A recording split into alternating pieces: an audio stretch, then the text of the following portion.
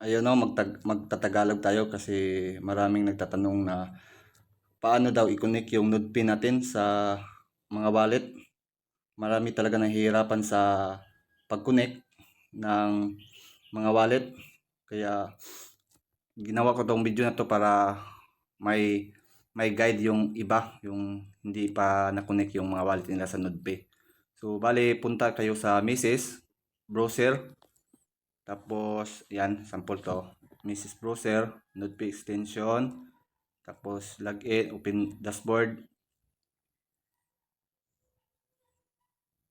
Tapos, para ma-connect yung wallet natin gamit yung cellphone natin, hindi na kailangan yung PC. So, need ng available sa desktop. So, bale, sa akin, pinindot ko to, NodePay, copy link ko lang. Tapos, pagkatapos na mag-copy, punta ako sa OKX wallet ko. Ayan.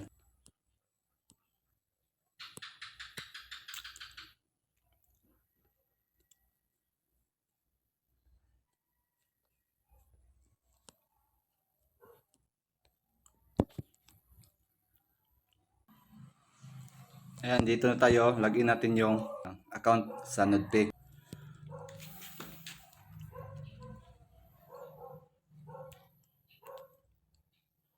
Ayan, nakapasok na tayo no sa ating account. So, bale, unang gawin nyo, dito sa may baba ng tatlong dot, gawin natin to desktop. So, switch natin to desktop mode. Ayan, naka-desktop mode tayo. So, wait lang natin.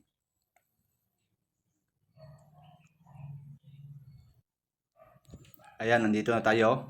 So tapos na akong mag-connect ng wallet ko. So, ayan lang. Click mo tong sa verify your email, connect your wallet, tapos confirm lang. Yun lang. Para okay na.